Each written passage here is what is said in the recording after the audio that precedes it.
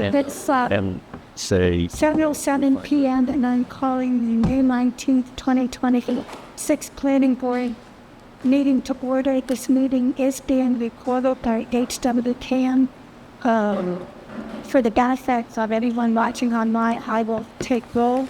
So when I call your name, would you please indicate that you're present? Jonathan Poor. Jonathan Poor present, but I can barely hear what you're saying. There's just tremendous problems with white noise here. Tremendous problems. Screenman. Bill Wheaton. Bill Wheaton here. Emil Dahlquist. Emil Dahlquist here. Deborah. Here. Dyson Dale. Marcy's here. I'll just Matt Emil here. y'all anything that's the Austin. Jeff Austin here. And Marty Crouch here. So I will announce right here, right now, we have to end this meeting at about 8:30. Great. This meeting room has to be cleared so it can be cleaned for the students. I guess the planning board will children. But anyhow, it has to be cleaned and straightened up. So we do have to. Mind if this side of the room's having a really hard time hearing you? Yeah, it's not. This isn't going to work. It's not going to work. Maybe you don't work. It's in this table. Thanks. Working on treated up.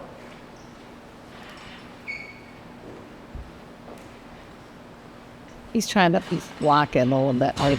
Trouble test. Move the table. Nothing that'll affect the sound. Well, it depends on where I don't know where the sound's coming from over there. Could we Well, no, I think they have more sound. Yeah, you guys can move closer. That's the word. There's an idea. We literally couldn't make out a single word you said.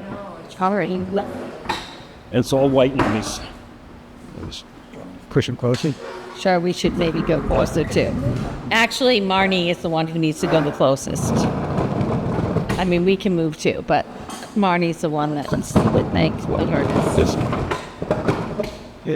the lightest of voices. I think it's gonna be unlike me. Probably the members of the audience are going to have to move closer to here too. I'm sure. You guys hear? You did. Okay. Yeah. Interesting. I'll try and speak as loudly as I can. That's good. Anyhow, we have before us tonight the first public hearing with respect to the special permit and site plan applications filed by EIT Communications 1 LLC, known as Everest, and they propose to construct 110 Fort Call, becoming the public safety direction March 3rd. Public hearing also confirms the butters have received the appropriate notice. Yes, the order for notifying, and there was a place in the newspaper. There was the next planning board was a public hearing to review a special permit and site plan application pursuant to MDL Chapter 80, Section 10, of the zoning bylaws, 7.2 and 10.6, on May 19th, 2026, at 7 p.m. at the Miles River Pool, multi-purpose room, 775 Bay Road, Hamilton. That's what it's going to look like. The applicant, EIT Communications 1 LLC. Oh, yes, I did see that online. This is just a superimposed. Telecommunications tower within Tennyson facility between the maximum. That's the public safety building. You think so? At the Hamilton Public Safety Building, property 265 King Road, assessment map 56, lot 32. For the purposes Now, this of is the survey, existing tower, which is mobile 85. communications So coverage, they want to put one purposes back like that. Property is owned by the town of Hamilton, Zone Town Center, Pacific. In addition to the hearing, the applicant will conduct a physical test. Assessments will move test the site on Saturday, May 2nd, May 3rd, 5 p.m. The test will be launched in March. The orders for site of the tower and assess the visual impact of the facility. Residents are invited to view the simulation and take photos.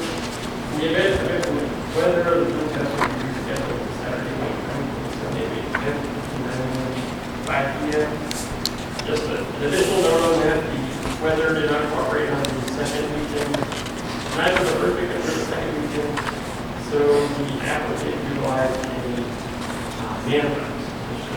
Right, yeah.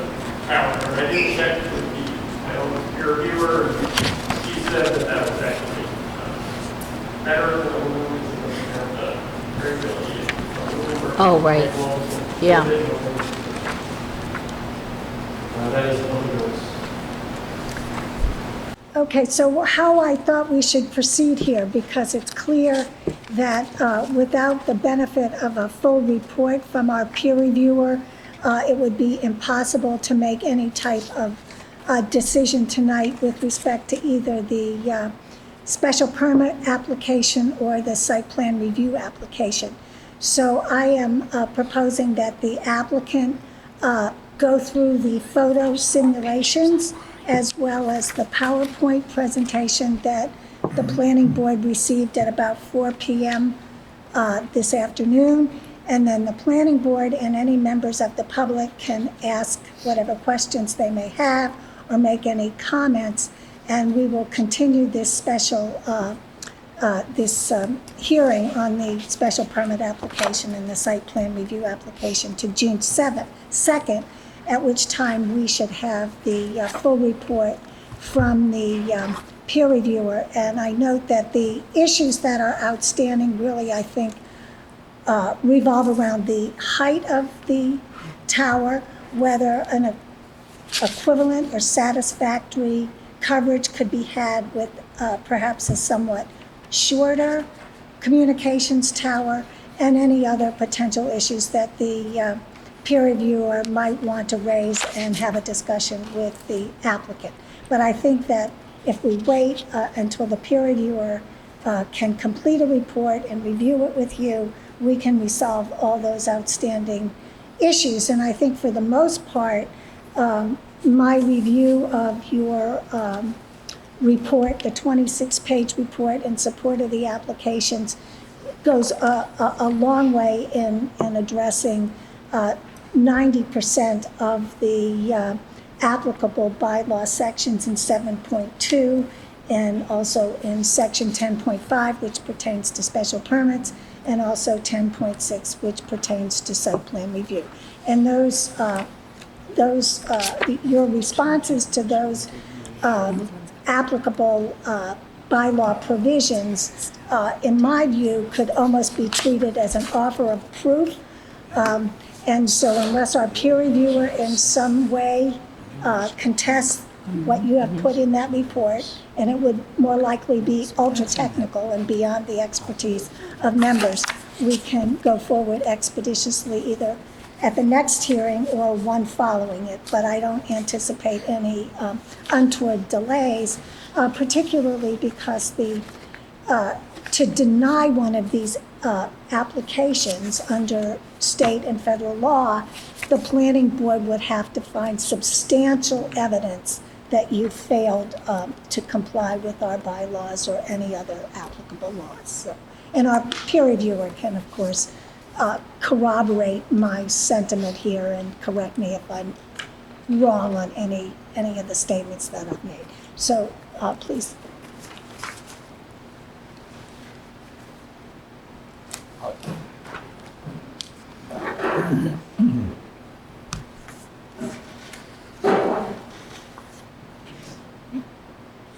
Thank you, Madam Chair.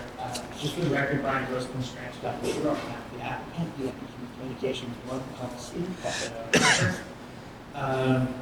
Do you have Peter from Proterra, who is the engineer who did the plans for, from Proterra, who did the plans for Everest. So if there are any engineering questions, we do have him available as well. The presentation's about 13 slides or so, I think, but for the most part, sure.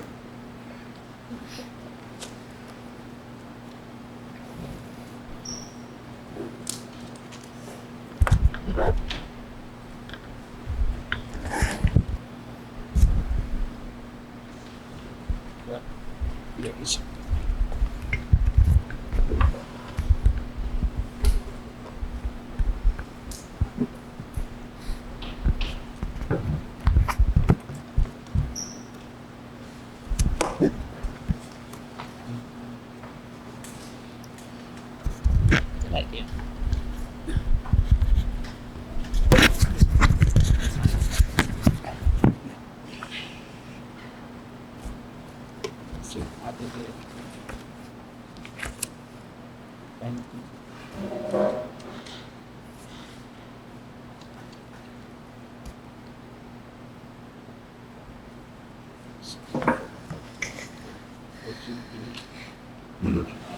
Screw.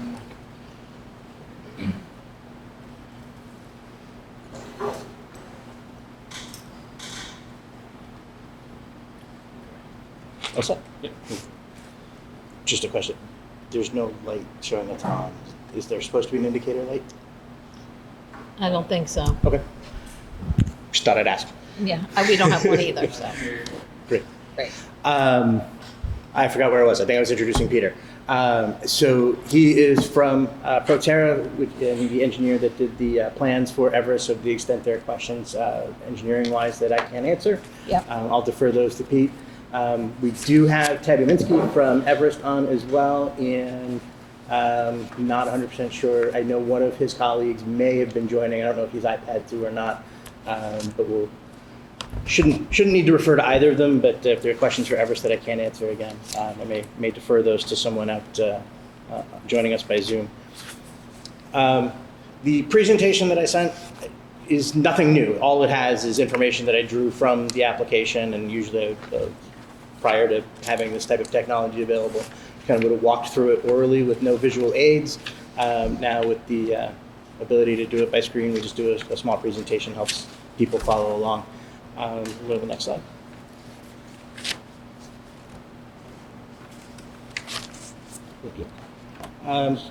That's just the relief requested, name of the applicant.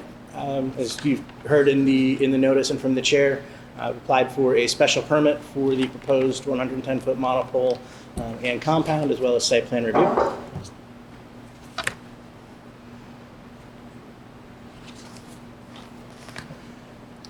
This slide's just a little bit about Everest. They are a infrastructure provider to the wireless communications industry and the major carriers in the region. They have a number of towers in New England and throughout the country and Massachusetts.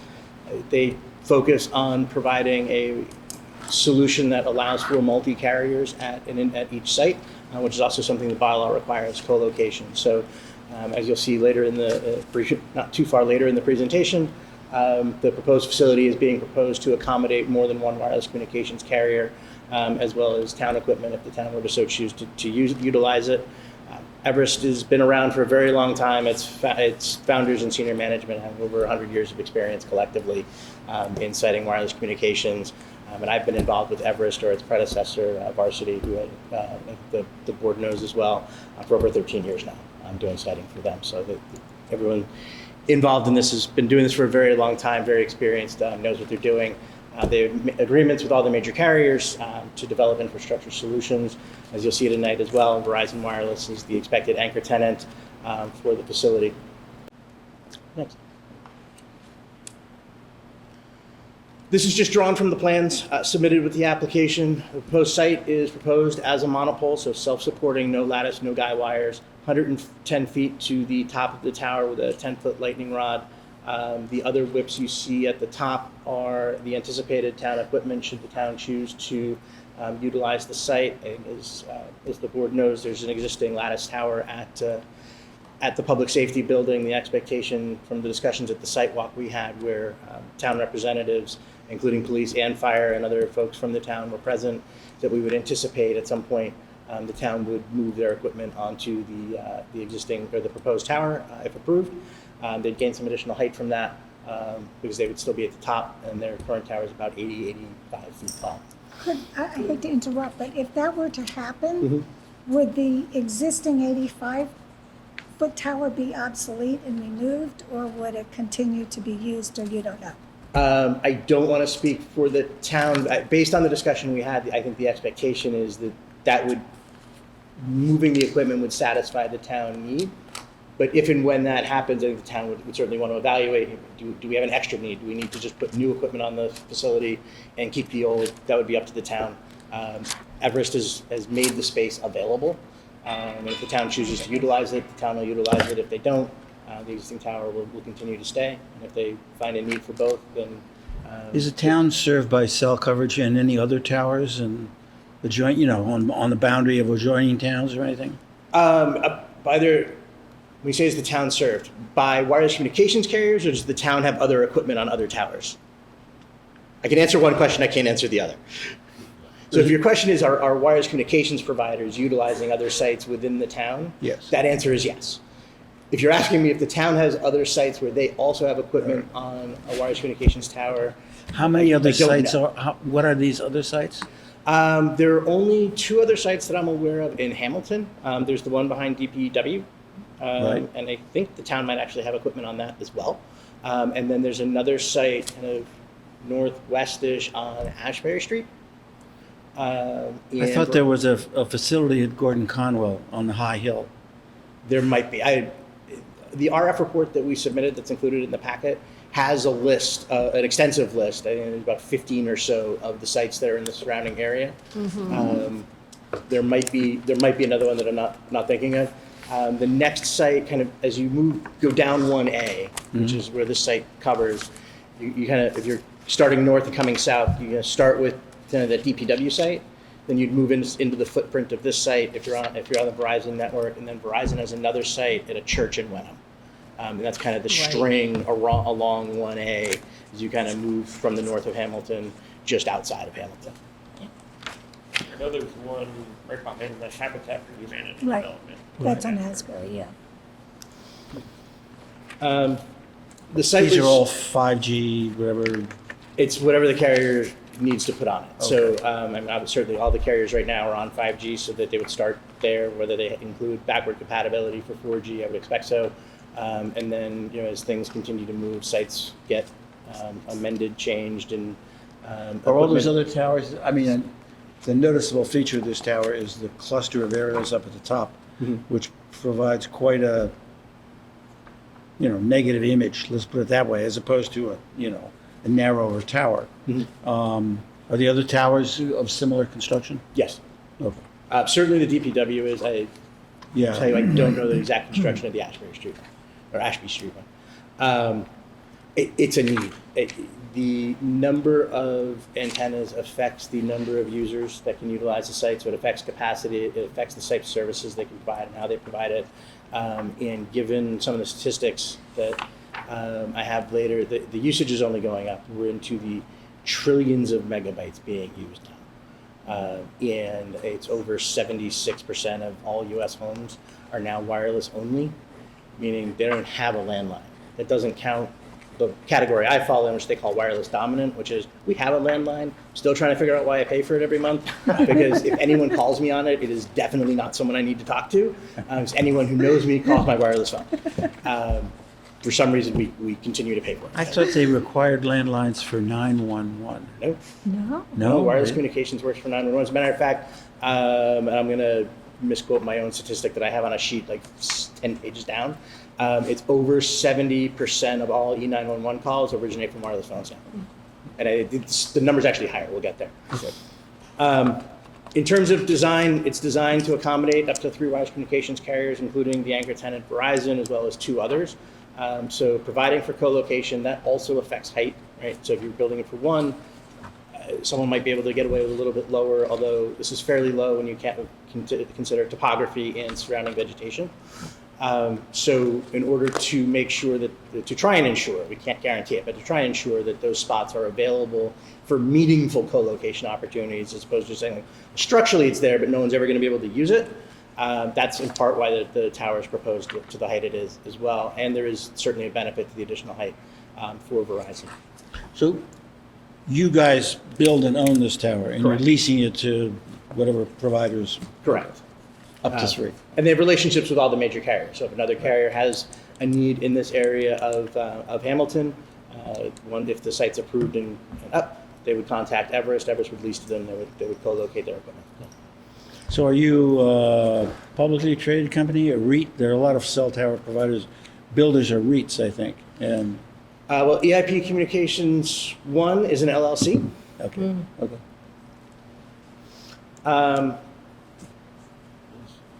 As I mentioned, the height is designed to clear trees, topography, provide for co-location, complies with the required setbacks. The property lines will comply with the Massachusetts State Building Code, all applicable engineering standards, including EIA, TIA, and ANSI.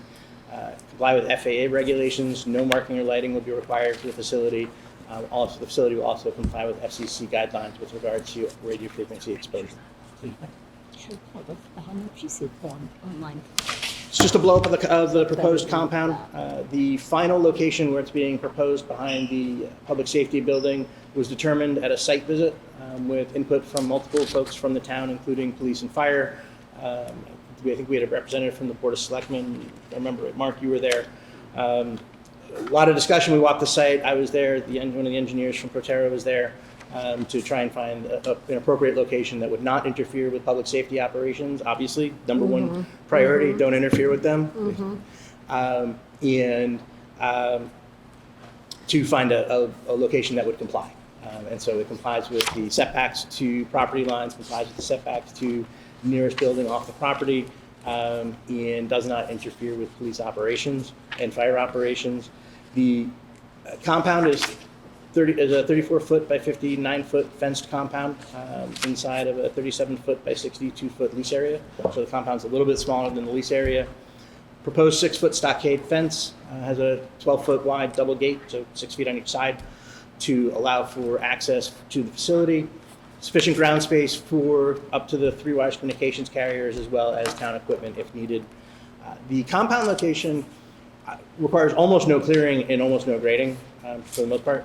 It's an existing, about half of it, if not more, is existing pavement behind the building. And then it extends a little bit onto a lawn landscape grass area that's pretty flat as well. It is short of any of the septic or stormwater management systems that are back there. Again, engineering confirmed all that to ensure that we weren't having any negative effect on operations or other systems serving the property. So in terms of overall clearing, no clearing for, no additional clearing of trees or shrubs or anything like that. It's the only thing that's being taken up is lawn. The compound is covered by crushed stone, so minimal effect on runoff, and actually there will be tied into the stormwater management system so that we won't increase any runoff experienced currently. Next. So larger view of the site in general. 2 things notable about this. One, the existing access, access will follow existing. So there's the existing access points to the property. Everest will utilize that, as well as the carriers utilize that to access the facility when they need to. And then there's the utility run, which comes off of kind of the north there. There's an existing utility pole right near the senior center. So utilities will run to that pole and then down underground, following that red line along the property, along the back of the parking lot there, over to the facility. But that'll all be underground. Next. As the chair noted, we gave you a 26 or so page document that goes through line by line every part of the applicable zoning bylaw. So I won't do that here. I'll hit some of the highlights. If you have questions on any of it or anything that was in the document, I'm happy to answer them. But if I tried to go through 26 pages, we'd be here all night. Compound is screened, 1 by the stockade fence, 2 by the existing building. For the most part, blocks the view pretty much from Bay Road and the park. And then there's existing vegetation surrounding the site, as well as fencing surrounding the site as well. Again, minimal ground disturbance or clearing of vegetation, which is another part that site plan speaks to. No adverse impact on vehicular or pedestrian traffic. Once constructed, sites visited maybe 1 to 2 times per month per carrier for routine maintenance. That's done in an SUV-sized vehicle, so nothing that would look inappropriate, up and down 1A, up and down any neighborhood in Hamilton. There's no storage on the site. There are no employees on the site. It's unmanned and passive in nature, so there's no one's there every day. It doesn't require water, does not require sewer, doesn't generate water or discharge water, doesn't generate sewage. There'll be no offensive lighting, odors, smoke, noise, or refuse generated by the facility as well. There is a generator on the site, is that correct? Verizon will propose a generator, yes. Obviously, the generator can be, first of all, will have some noise shielding associated with it. Second, the main concerns with generators tend to be when they're quote exercised for maintenance. Yes. Right. That can be set. So when it's not, that maintenance cycle is not going to happen at 2 in the morning. It's going to happen more likely to happen at 2 in the afternoon. It can be set whenever the board wants, but it typically happen during a point in the day where it won't disturb anybody. Public benefits from the site are on the next slide. Sorry, I moved and you didn't. It's going to enhance wireless communication services for residents, businesses, and emergency personnel. Will allow folks to call in the event of an emergency to more easily connect, particularly if they are outside and not near a landline. And as we've already talked about, over 75% of homes don't even have one anymore. Improves public safety communications during emergencies and natural disasters. They have battery backup and tend to continue to run during emergencies when sometimes traditional landlines are out. By providing for co-location, it's compliant with the zoning bylaw, but also provide additional capacity for other carriers, so reduces the need for additional towers throughout the town. Generates minimal traffic, is passive with no on-site employees, and provides no adverse environmental impacts, including noise, emissions, or water usage. Yeah. What I was talking about before. This is the one thing that wasn't actually in the written materials. So this is just some new statistics based on the CTIA survey, and also that bottom statistic is actually quoted and cited in the package that I provided already. There are 579 million wireless subscriber connections as the end of 2025. That is more than one per person. It's about 1.7 per person. So, someone has a phone and a wireless iPad. It's two connections right there. Right. You have a phone and you have a personal phone and a work phone, those kinds of things.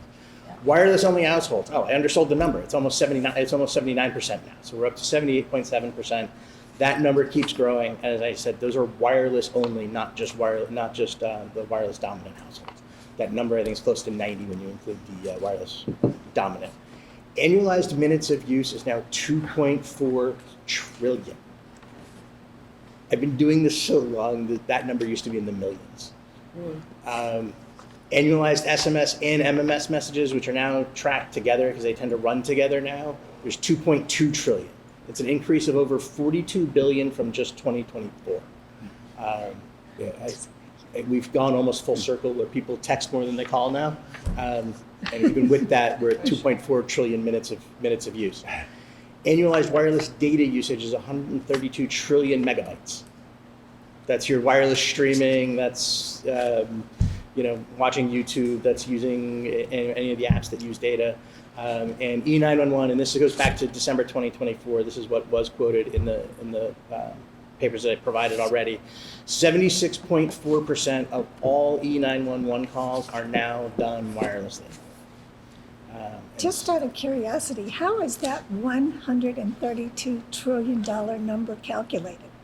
How do we even come up with that number? Do you have any idea? So CTIA, which is the Cellular Telecommunications Industry Association, does a survey. And so they track it. I mean, carriers have information on their own usage. Yeah. And so my guess is they're somehow pulling from that or getting that data from the carriers, aggregating it so no one gains a competitive advantage, and then they have that number.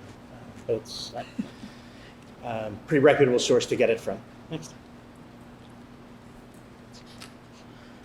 A little bit about the significant gap in coverage. So there's two coverage maps because there's two licenses that are being utilized. There's the 700 megahertz license and the 2100 megahertz license. Both are providing coverage for Verizon. Both are necessary. They have licenses for both. They utilize both. And they utilize both as part of their network planning. 700, by the laws of physics, not because of anything you can do equipment-wise, carries further than the 2100 megahertz. So that's why there's a difference between the two. And so the 2100 megahertz provides an underlay. So it'll provide some coverage closer to the site, within the same footprint of the 700, but will offload some of the data and voice traffic from the 700 megahertz spectrum that's reaching further. So they work together to provide both coverage and capacity, both of which are needed in this area. The gap includes 1A, which includes approximately 14,223 vehicles per day. They get that number from Mass DOT. Mass DOT does those surveys. Also covers Walnut Road, Ashbury Street, and the surrounding roads, Hamilton, Wenham MBTA station, and the commuter rail as well, surrounding neighborhoods, businesses, and shopping malls. On the next slide, see the proposed coverage. See both fill in fairly well, provide some connection from what's it's shown at the top there is Hamilton 3, and to the northeast. That's the DPW site. So then as you're coming down Bay Road 1A, you pass into this area that would then be covered by the proposed site. And if you're on the Verizon network, then you get handed off to the one that's noted as Wenham 76 AGL, which is that church steeple in Wenham. And then as you continue down 1A, you'll continue to get handed off down the rest of the network. Increases coverage for just over 1,200 residents, 330 businesses, and 670 structures. Provides the additional capacity by offloading from the Hamilton DPW site, the Ashbury Street, and also the Wenham Church. And so the network all works together to provide coverage from both a coverage standpoint and capacity standpoint. If the capacity issue being, and this is a very, very old reference, if you remember when Ticketmaster only did things by phone, and you would call and you just get that thing that said, all circuits are busy now, that's capacity. Your phone worked, you could dial out, but where you were trying to call to didn't have the capacity to handle your call. Same thing. Only now it works with both calls and data. Next. I did a high level on the visibility. We can walk through the photo sims if Mark has them loaded. There's 43 different viewpoints. We provided them. I hope everybody has seen them. So in terms of visibility analysis, again, it was done with the man lift. We did have to utilize the rain dates. We're glad we included that as part of the notice. It was performed in accordance with the bylaw. We met with you during the pre-application conference. We talked about some points of interest. We made sure to communicate those to the folks that were doing the test. They did take pictures from those locations. And then as we talked about during the pre-app conference, they also just kind of used their professional judgment to take pictures from where they think it was most appropriate. They did that 43 times. It's not visible from about 70% of those viewpoints. And then as you typically as you got closer, the visibility increased either to fully visible, which is represented by those green dots, and then yellow represents ones where when foliage is on the trees, and then foliage is just starting to come in, but not in full bloom yet. You might see it, you might not, depending on time of year, depending on foliage. Mm-hmm. And then last.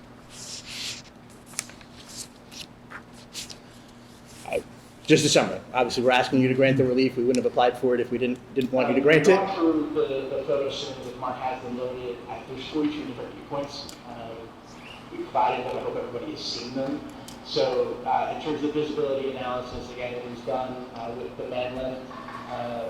We did have to utilize the rain dates. Glad we included that as part of the notice. It was performed in accordance with the bylaw. That was during the pre-application conference. We talked about some points of interest. We made sure to communicate those to the folks that were doing the test. They did take pictures in their preparation. And then as we talked about during the pre-app conference, they also just had to use their professional judgment to take pictures from where they think it was most appropriate. They did that 43 times. Sorry about that. Good. We're good. Such good explanation, you got it twice. As I said, we're requesting you grant the special permit and site plan review. The proposed facility does provide coverage to the demonstrated significant gap in the Verizon network. It is located on town-owned property, which is authorized by town meeting vote. That's also consistent with the zoning bylaws preference for siting on municipal property. And as demonstrated through the submissions and some of the further explanation tonight, the facility meets all the requirements of the requested relief under the zoning bylaw and site plan review regulations. We're happy to take any questions. Do any planning board members have any questions? I have one question. You mentioned there was routine maintenance like once or twice a month. Can you characterize what that maintenance might be? Just generally, not. Sure, and it's honestly, it may even be less. So the facilities are monitored remotely, and so if there's anything that's out of spec, like they get a notification at the network operations center, they can send someone out. For routine maintenance, they may just need to go out there to change a board. They might go out there to look at the equipment and make a change that they need to make. And we do it if they need to do an update that requires being on site. They would do it, but the facilities are pretty much self-sufficient. And then second question related, it may say somewhere in the literature, but I don't remember, my apologies if it does. is what is the tower physically made of, and what is its finish and the durability of its finish? Sure. Tower steel, Yep. and it has a hot dip galvanized finish. So it starts out, it doesn't start out glossy, but then it continues to weather over time and become even less. You can more So weathered. sort of a and- dull galvanized finish. Yeah, but and not a. from a industry standpoint, we tend to find that works the best is when in terms of yes, you get beautiful blue days, and you also can get some pretty gray days. And if you try and paint it light blue, it tends to stand out on the gray days. The weathered finish, from my perspective, tends to be the best one. Where I live, there's actually two towers right next to each other. One's weathered, one's painted, and when I go that way, I've been that way 1,000 times in the last 20 years. I don't notice them a whole lot anyway. But when I do, it's always the painted one I pick out. And what would be a typical life cycle for a tower made galvanized steel? Honestly, don't know. I haven't heard one needing that just from a life cycle standpoint needs to be replaced. Haven't been around that I don't know. long. I don't know if Peter knows. I don't know if the engineer knows, but Yeah. it's not. Depreciation is not It's not clear. like a TV that's got a if you get 7 years out of it, great. I mean, I've done towers. I started doing this in 2000 that are still up and haven't been swapped out. Thank you. I had a question in terms of what wind tolerance can they handle? So if there's a really strong hurricane, like the hurricane of '38, will this tower withstand that those gale force winds? Do you know what level of wind speed they can handle before their structure becomes imperiled and then might topple onto the roof of the public safety building? Well, they're designed so that they don't do that. But in terms of wind speeds, they are so part of the codes that I cited to dictate that, and part of it is done based on county. And so there is a wind speed that they need to design to for the county that the facility is being located within to make sure it's appropriate. And so, Peter, I don't know if you know the exact wind speed, but it's if it is strong enough to take the tower down, it is strong enough to do material significant damage to structures that are not built to nearly the same spec. As far as design requirements go, they are designed to flex, and if they were to to crumple, so that it should not have a catastrophic failure at the base and have 100% laydown, nor should the structure detach from itself, which is fold over, Right. or just the flat. Peter, I don't know if you have anything else to add on that.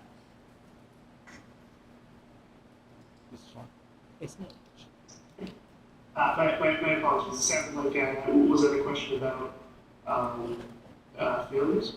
Wind design speed for the area, if you know it. It sounded like you had it there. Typically, they don't fail that easy. So you have to all thankfully looking.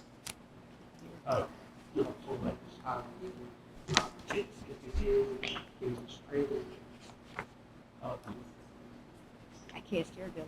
Can't hear. Can you speak? Can you I speak can't up? hear him. Yeah, you're Fading. either falling off or breaking up, Peter. I'm not sure which. This is Exhibit A for the cell tower.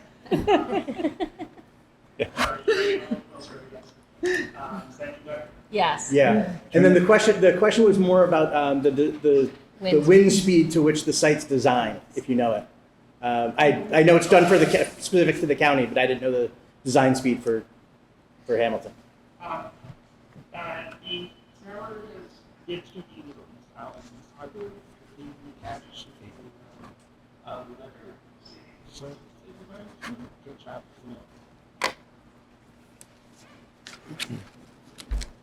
I think it's about 110 miles an hour, but Yeah, so- it's 180 mile an hour. 18, 118. So what they do is take a design speed and then design the column to support that design speed. Just guessing. You were talking about capacity earlier, and I'm curious, the way it has grown, the way it's exponentially, what does hitting that ultimate capacity, what does that look like on the pole? I'm just curious. You just constantly have to upgrade the the different components that you're installing on the So towers? far, what the experience has been is, yes, they've changed out antennas, they've added other types of equipment that help with capacity and and preventing Yeah. loss and those kinds of things. But typically, it's been either, if they, the expectation is going to do 12, maybe they start out with 9 antennas and then just add that third antenna per sector, or they start swapping out antennas so that they do different things, or swap out all the antennas so that they all do the same thing. That's always, the carriers are changing their specs. So it's not a case of adding more poles at other locations, is it? Not necessarily, yes and no, not necessarily, but not, I'd never say no. Capacity is a different animal, and so whether, if it can be serviced by equipment changes at a site, that's obviously the easiest thing for them to do, they'll do that. At some point, you may reach capacity beyond what the current technology allows, Right. in which case you start looking for other solutions, but that may or may not be another tower. Based on the nature of the capacity issue, it may be something different. You may be able to do a church steeple that wouldn't work to provide the broad coverage that's needed from this tower. But now that this tower exists and the tower at DPW exists and the steeple Wenham is already there, you're filling in something, and so you're looking at. So how is to the do number that. of towers governed mostly by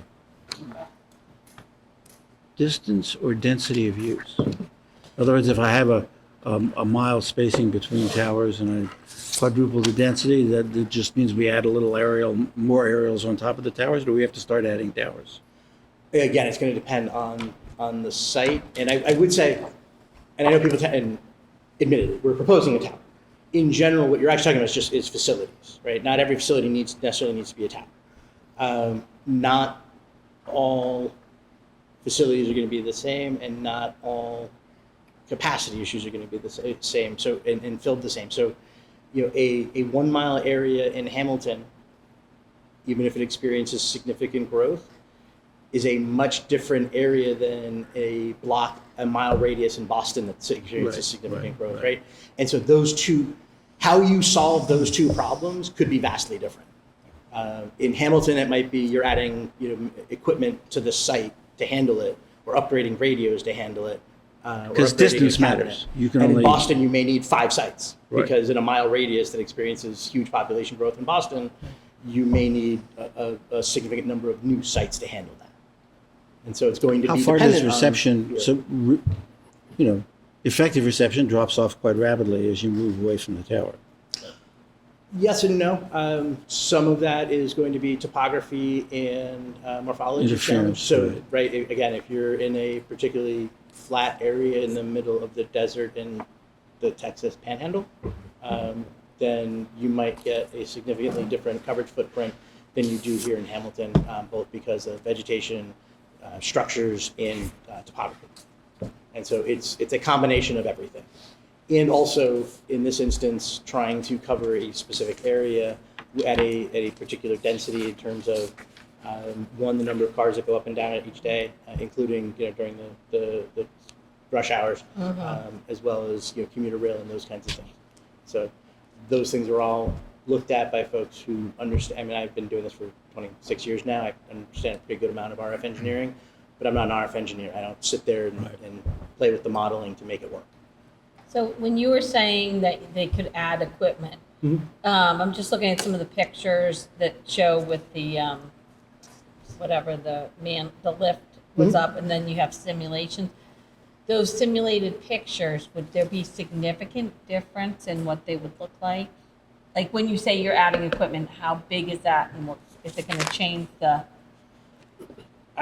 density of what's on the top up there? Traditionally, the antennas, some of them have gotten longer. They haven't gotten particularly significantly wider. And there's kind of a limit in terms of the width that you can kind of do. I'm just wondering, like, if what we're seeing is Some of it pretty much sometimes is additional equipment behind the antennas that you really can't see. Yeah. Especially 110 feet up in the air and behind the antennas. Yeah. Sometimes it's an additional radio Yeah, I communications didn't know if it equipment was cabinet tiny or big. That's Sometimes it's just an additional radio communications equipment cabinet at the base that you can't see because it's Right. behind the public safety building. Or maybe Right. a combination of both. Yeah. Did any members of the public here wish to ask Any That's- questions or that's make any comments? This is, Superimpose, no. this is a Is there anyone online, Mark? I do know you're So this was the blue. He's your yeah, intern. and then Uh, this that's my is question. just a picture of the simulation I don't know if he showing. has any what- questions or anything to say. So what I was just wondering is like, is that, Yeah, but here's the three of those. what do you mean 3 of Yeah. those? Three. I do have photos, sims, it took a while to load them, His but if you want to picture. quickly go through. Actually, Mark, I think that given Yes, but our next item agenda and also the minutes Okay. and our stop It date looks like here, there's only one that cross it member. might be advisable Two, to The continue. proposal he Yeah. had had Yeah, did he have So something then to say? should- Well, that's where, that's why I'm asking about the. Yeah, oh, Is sure, that- and if there's I 3 of apologize, those? so you can come to the It's microphone. Make it more, more it's of a more, visual, it's it's more noticeable, visual. absolutely. So download at 61 Union Street, South Hamilton, Mass. So I'm right downtown near St. Paul's Church. Oh, yeah. And just a couple of topics that got touched on, just to say that they're true from experience. I take the MBTA quite often. It's a dead zone right there. You can barely order your tickets up to get onto the train. It's a dead zone at my house. You can't use, I mean, you can make a call occasionally, but it's pretty much non-existent. So we have an elderly neighbor who had to make a 911 call recently. It did go through, but it's very touch and go where we are. So the coverage is definitely very poor. And last, from just business use perspective, when I work from home, there is no coverage in the downtown area. So I Right. think those are all valid reasons. And I think locating it on town property makes a lot of sense because obviously the revenue goes back to the town. So from that perspective, very much encourage you to accept this, this application. And then the last piece, I know the town has equipment on a small tower adjacent. If that plan is to relocate potentially, I would look at the infrastructure that you want to relocate with that. Do you need ground equipment? Do you need power? Do you need conduits installed? Because integrating that design into what you're doing, what they're doing. It's gonna be at the same destroyed. time makes a lot of sense. It's gonna be demolished, the lattice tower, Correct, yeah. So relocating, so whatever infrastructure you need as part of that, agreement would make a lot of sense to do it. So, Thanks for your thank input. you. Did our peer reviewer have a comment or two? Yeah, Mike, can you hear us? I can hear some people, but not all. I'm sorry. I can hear through the problem there. Okay. I can't hear the speaking for the call. I think there's a woman that's addressing me. I can't hear. That's Marnie, That's me. Planning board chair. the chair. What I said, Mr. Lawler, is that we are going to continue the hearings on the special permit application and the site plan review application, so you can submit your formal report and review it with the applicant, and then on June 2nd, we will reconvene and address any outstanding issues that you may have. Did you hear that? Does that make sense? Okay, Does that that, sounds good. did you have Okay. anything you wanted to add, Mike, based on the presentation or anything? Not at this point. I think I can incorporate anything that I want to, right? I want to ask you, have a report. I asked a few questions, the applicant provides the responses to the questions. I think there's still. Did he see, does he know Look at, That's good. Oh, around that's the one. some of those questions, but in general, I think I'd be comfortable with the information that you report and getting it to the board quickly, Show me that picture again. so you all can review it and move forward. That's as big about it. So that's, The continuation of this. Right, and so I know that you did have some Yes, questions, three of those. and the applicant provided responses. So my question was whether you were satisfied with the response that you got. And so we can delve into those issues at the next hearing. Mark, were the pictures sent on to the peer reviewer, Yes. the photos that Although were those, taken? those are all based on the We that wanted to be, demonstration they did, so that They was, were all based on what? that demonstration that they did Yep. on the 9th and 10th, so we didn't get those until Thursday, so. it's No, I was pretty- just making sure, because I think Bill had a in the question. simulated photograph, there's one cross member. I gather in this tower, there's going to be 3 cross members, one for each provider. Is that how it sort of works? So in the simulated, Actually, go ahead. if I could interrupt, that was actually one of the questions that I did have. You know, so, maybe it's better to get that out now. You have an application from Everest with the tower developer, and Verizon would be located. Yes, that's the The picture. potential is that there might be 2 more carriers located. in the That was tower. what I was asking. So if it's. They show it. cost, the simulations that you are looking at probably should, at least as an option, incorporate all 3 carriers. Yeah, See the pictures, what's the you're looking at. Got it. so you can have an idea, because the second and third carrier would not have to report to the board. If this application is great, those carriers would be added by what's called the facility. Right. So they would not have to come back. Got it. Okay, so, Good to know. Thank you. good to know. So, because of our time constraints, I think I'll entertain a motion to continue both the site plan And the special permit. review application and the special permit application to June 2nd at 7 o'clock. And we'll reconvene here Where's our meeting? Do we know? or at Mike, the, and they're proposing to postpone the meeting, or continue the application to June 2nd. So I know it's kind of a tight timeline, but if you could get your report in ideally by Friday or Monday to give Everest at least a week to kind of respond to it.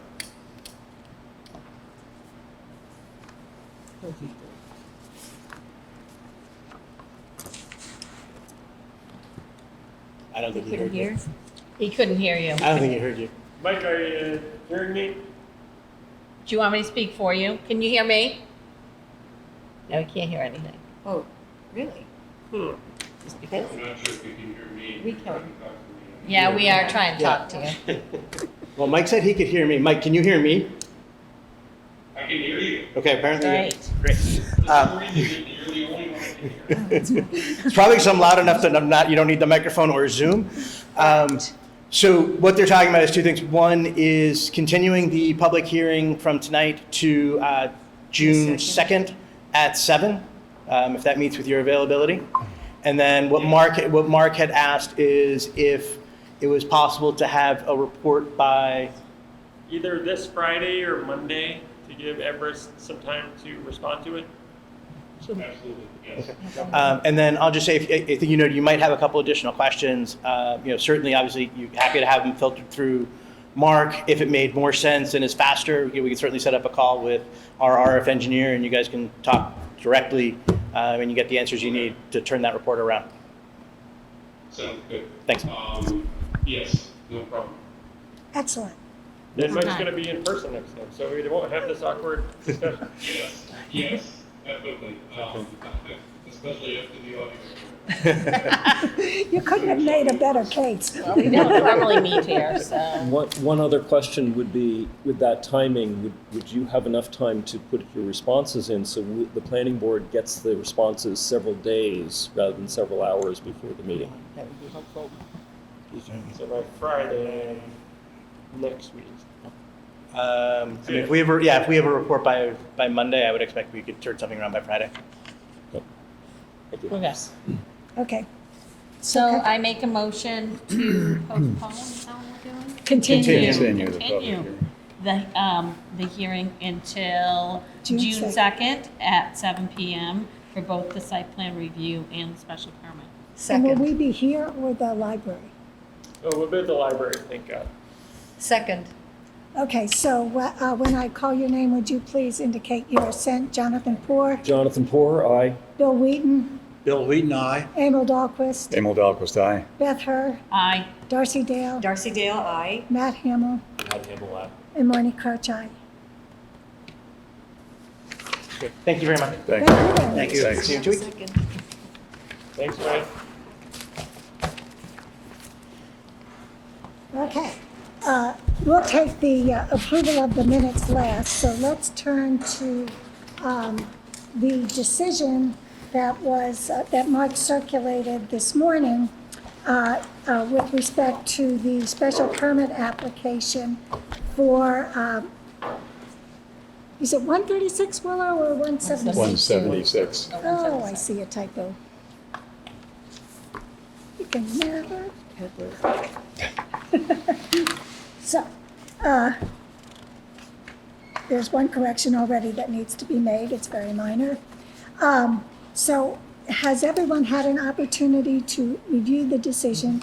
And if not, I can afford everyone a few minutes to go through it. And I will add that I drafted the decision and I ran it by Robin Stein, and she did have several comments, and I incorporated, I'd say, 85% of her comments. I did not include everyone. I added a little more verbiage to help explain the rationale for the decision, but if the planning board members would like to discuss it, I'm happy to do that, or we can, at 8:04 p.m., proceed to a vote. And if you go to the last page, we do need to record our vote. So if, with respect to 2 questions, so I throw it open. Does anyone have any questions or comments about the decision? Or have they found any typographical errors that might have to be addressed?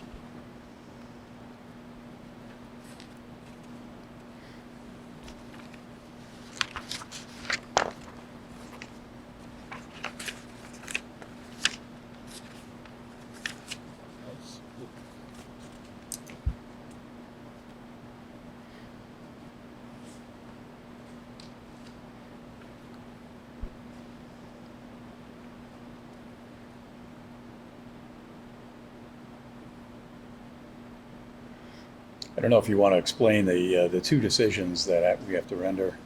This, the 2 questions? Yes. because the bylaw is pretty plain language, but I think number 1 is a little bit legalese. I mean, do you want to review what the decision Well, is on the decision essentially looked at the plain language of the bylaw. Yeah. And it also addressed the purpose of 9.8, the Town Center Code, but more specifically, the purposes of 9.8.4 with respect to nonconformities. So looking at the very plain language of the code and looking at non-conforming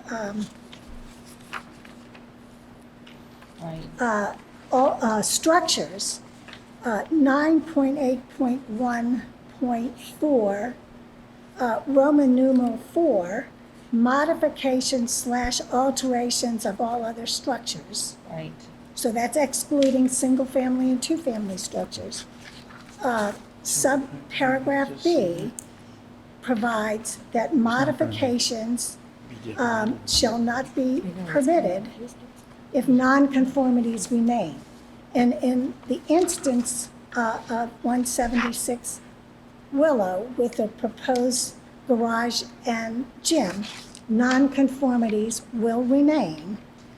And Nonconformity will actually get a little worse. right, and so However, there's that old adage, the detriment to the neighborhood. right, but it only permits that finding for a modification, an alteration, or an extension.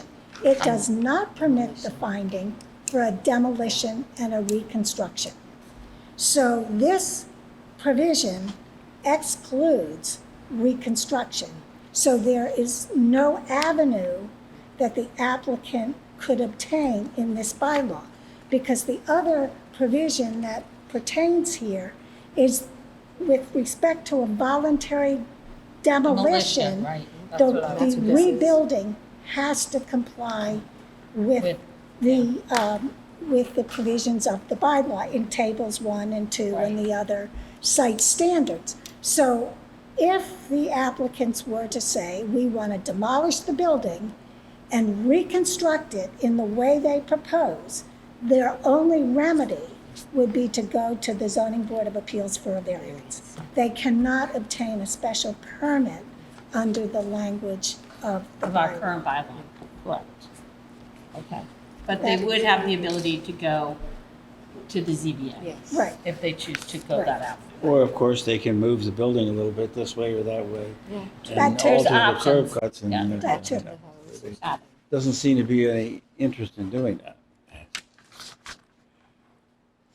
So denial is the only result because the special permit is not available, so we're precluded from rendering or making a special permit. We're precluded from making the finding. Yeah. And in fact, when I drafted, I dismissed the application, but Robin in her wisdom said deny it. But I thought actually it didn't, the predicate wasn't there. So I thought just dismissing it was applicable, but that might be too legalese for And, the planning board. and the other thing is a question for Mark, I guess. Since the special permit is not on the table here, is it a majority vote or is it It has to be 5 out of vote? 7. 5 out of 7, I asked Robin that question, okay. so. So whether it's denial or approval, which we can't do anyway, but There's no mechanism for approving it. There's no mechanism Yeah. for approval. If we didn't have 5 votes to deny it, it would be denied anyway. So, but we might as You well should go still ahead. deny it because. We still will vote on it. We're still Let's voting. deny it. Right. So, I don't know in this instance whether we need a motion. So I think we should just go around to the voting members. Well, actually, I think I do need a motion. yeah. So what do you want? A motion per question? One? A motion per question. So the first motion would be, I'll entertain a motion to deny the special permit for the 176. for 176 Willow Street, the proposed garage and gym. So moved. And do I have a second? Second.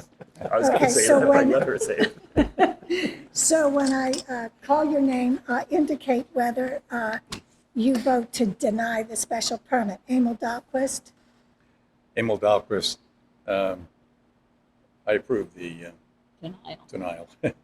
Double time. Yeah. Be on it. It's a vote. That's aye. Aye. Aye. yeah. Bill Wheaton, You're telling me I really have to vote aye. You right. can abstain. I could abstain, but I'll vote aye. Aye. Jonathan Poor, Jonathan Poor, aye. Darcy Dale, Darcy Dale, aye. Beth Herr, Aye. and Matt Hamel. Matt Hamel, aye. And now and Marnie Crouch, aye. And now I will entertain a motion to approve the decision. I make a motion to approve the decision as written. Do I have a second? Second. So Emil Dahlquist, Aye. William Wheaton, William Wheaton, aye. Jonathan Poor, Jonathan Poor, aye. Darcy Dale, Darcy Dale, aye. Beth Herr, Aye. Matt Hamel, Aye. and Marnie Crouch, aye. Okay, so Mark, what I'll do is I will make that minor correction to the caption where 136 was listed instead of 176. And then I will fill in the votes and transmit that to you tomorrow morning. Okay.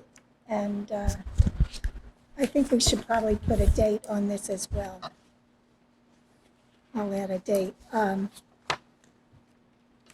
of today's date, May 19th. Later, space here.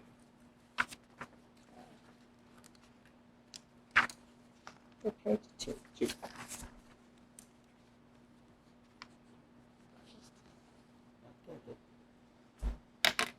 Yeah. So if anybody reads this over and sees a non-substantive typographical error, that's a. Oh, are we on the minutes now? No, she Oh, was No, saying but on I'm the just saying, decision. if we've approved the decision, but if you by any chance just see anything spacing or something like that, I'm sure that's, I can make that change, and I will record the vote, so. Okay, so we can move on to the minutes. Any discussion about the minutes? I noticed that it said call to order with a quorum present. E. Dahlquist called the planning board meeting to order at 7:03, but I think you called I the did. meeting to order. So Yeah, this is- I think that I found Yeah, there are a couple of errors. there's a lot of errors in here. And Yeah. so, Mark, I think that the simplest thing is if you could forward me the Word document for these minutes, I'll make the corrections and we can Do approve. you want us to tell you what we found? Oh, sure. Yeah, but what happened was I took the minute, I took the vote for the officers out of order, and then we skipped to the special permit application for 176 Willow. Then we went back and so I think that if I set it up differently and say that I took things out of order, then we can say Emil left the meeting, and it will all be more clear. But Yeah. if you have any other issues, you can tell me what they are. Yeah, that's as far as I got. I was busy today. Just on the I just had two things. Second paragraph where it says 7 members elected to serve with 1, 2, or 3-year seats. We don't have any 1-year terms on the planning board. Oh, that's true. I think those have been in the minutes now for like a long time. Well, I'm just pointing that out. 2-year. They're all 3-year. And Elected to then, 3-year. what? Well, Yeah, actually, oh, no. They're all- Oh, no, wait, that's wait. actually probably correct, That- because that could- it's that could be 3-year true. terms, but Yeah, they are. everybody doesn't get elected at the same time. Right. No, it says a 3-year term with 1, 2, or 3 seats up for each election. So we either Oh. have 2 people being elected or 3 people. So you and Jonathan, and then Emil, Bill, and I were 1 year. And then it's either 3 or 2. There's no years that we only have one person elected. Just trust me on that. If you look at the dates, if you look at the years, Emil, Bill, and I are 28. Yeah. Matt and you are 29. Right. I You got it. it. Okay, so that shouldn't be in there. And then that was just my auditor. in there. So with one, so we take, Yeah, just take out the 1. That's all you Okay. need to do. And then under other business, under 3, it said, under B, it said Chair Crouch briefly decided changes. I think it Oh, should be discuss. discussed, Well- yeah. Under item number 3, you might already have it changed. B, oh, yeah, I did. I okay. caught that. That was the only other thing I thought. Okay. Yeah, so we'll postpone consideration Did you have of anything, these. Darcy? or No, I Okay. really haven't spent any. So do you mind doing that, sending me the Word document? Great. So then, at our next meeting, if you recall, we now have a meeting next week on May 26th, and we're meeting here. Am I correct? or Well, it's not? supposed to be here, but I don't love this venue, so. No, I perhaps don't we like could- this venue I at second all. that. I mean, we're better off in the Council on Council. Aging. Yeah. So At there's a least we meeting can hear one 26. another. Yeah. So, Yeah, the acoustics here are terrible, and I apologize, my voice doesn't carry. I couldn't even hear Emil. You couldn't hear Emil? No, because I'm closest to the white noise. If we do this again, I would push the tables that way. No, and we'll I'd get more go coats to put in the front of that Council bench. on Aging if worse Council comes on to Aging worse. if it's available. And we have to pay for this anyway. we have to pay, yes.